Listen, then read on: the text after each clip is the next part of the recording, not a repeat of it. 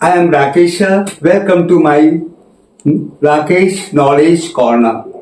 आज हम national movement पे कुछ आपको बताने जा रहे हैं। आप उन चीजों को जरा सोचिए वह वक्त जब हमारा देश दूसरे के अधीन था, अंग्रेजों के अधीन था। उस अंग्रेजों से हम अपने आप को स्वतंत्र करने के लिए बहुत सारी कुर्बानियां हम आम जनता और नेताओं को देना पड़ा था।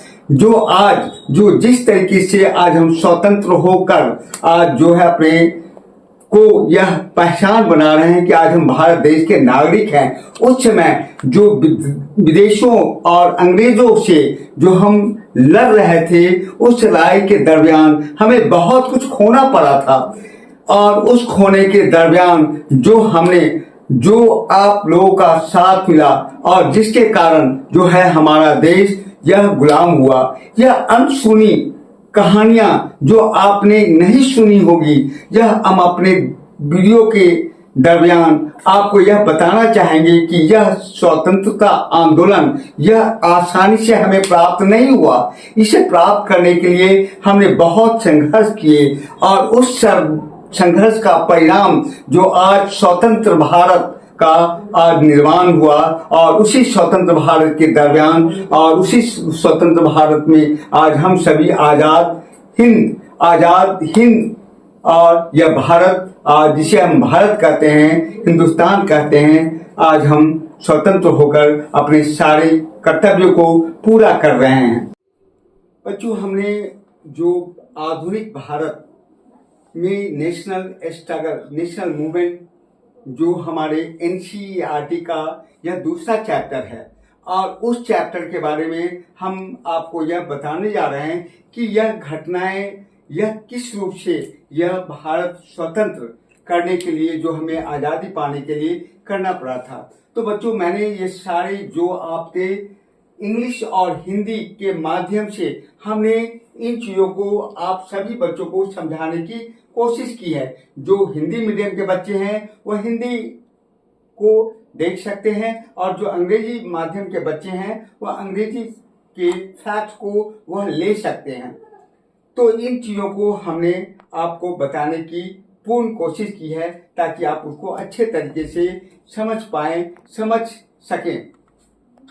पहला आपको हम ये बता रहे हैं, हमने पॉइंट्स में सारी चीजों को डिस्कस किया है। Modern nationalism in Europe associated with the formation of the nation state.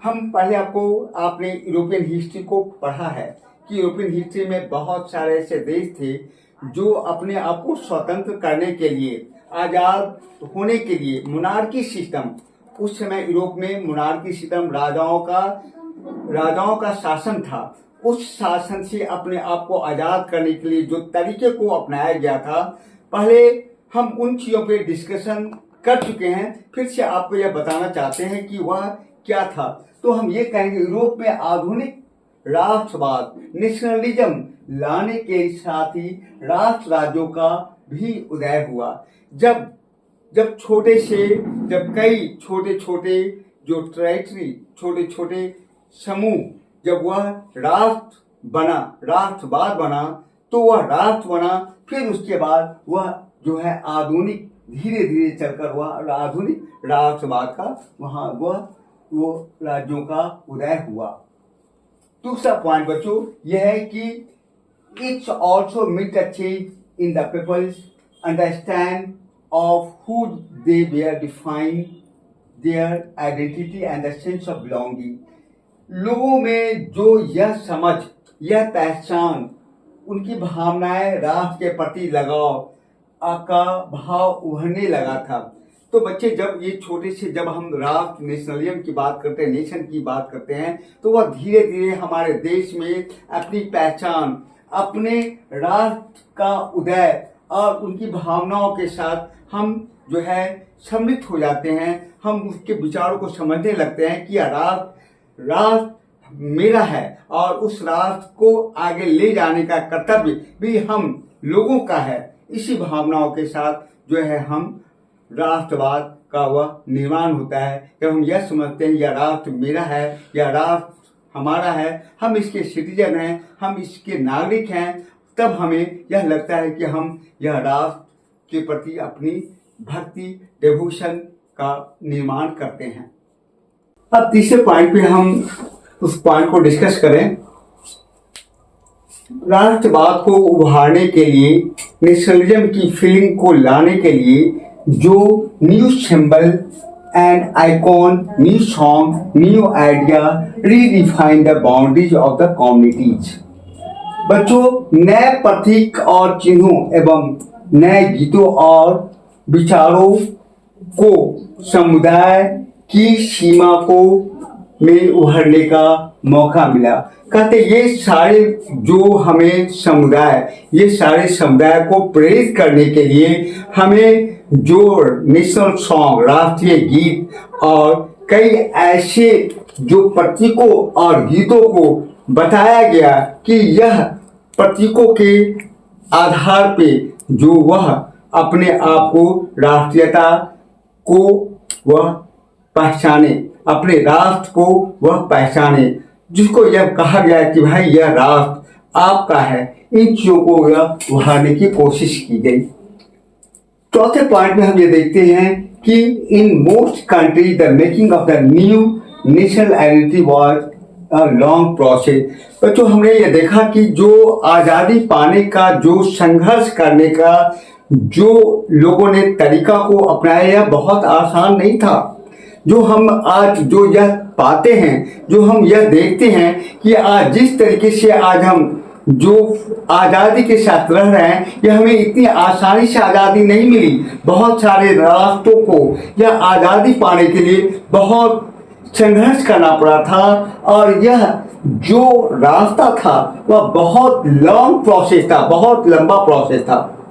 अब कहता है ज़्यादातर देशों में राष्ट्रवाद की विकास की कहानी एक लंबी प्रक्रिया थी, बहुत लॉन्ग प्रोसेस था जो हमें महीने 2 महीने में नहीं मिला। उसके मतलब हमारे देश को आज़ादी पाने में 200 साल लग गए थे। अब इस 200 सालों के भीतर हमारे जो देश की जो स्थिति हुई, जो आर्थिक शोषण हुआ, लोगों का जो जिस प्रकार से आर्थिक, राजनीतिक जो सामाजिक शोषण हुआ, यह 200 के भीतर 200 सालों तक जो हम वह ब्रिटिशर्स को झेलते रहे, उससे आज़ादी होने के लिए संघर्ष करते रहे। अब ये कहता है कि how did the consciousness emerge in India. आइए देखते हैं कि हमारे देश में यह चेतना को उभारने में योगदान किस प्रकार हुआ। बच्चों, ये सारे जो अब कॉन्शियसनेस जो कहता है, ये चेतना लोगों में यह भरने के लिए बहुत सारे तरीकों को अपनाए गए। बहुत सारे जो फोक लेयर, जो छोटे छोटे कहानियों को लोगों ने प्रिंट किया, लोग उसे छापे और उसे गांव गांव जाकर लोगों को बताया कि आप जो देश आपका जो है वह गुलाम है। इससे मुक्ति पाने के लिए, इससे आज़ाद होने के लिए हम सभी को एक होना पड़ेगा, तभी हम जो है देश हमारा आज़ाद हो पाएगा। और यह प्रक्रिया बहुत लंबी प्रक्रिया रही है बच्चों, और इस लंबी प्रक्रिया को समझने के लिए हमारे जो नेक्स्ट वीडियो है, उस वीडियो में हम आपको बहुत अच्छे तरीके से बता पाएंगे कि अब किन किन प्रक्रियाओं को लेकर और कितने स्ट्रगल, कितनी संघर्ष करनी पड़ी थी, तब जाकर मेरा देश और हमारा देश वह आज़ाद हो पाया था, हम स्वतंत्र हो पाए थे।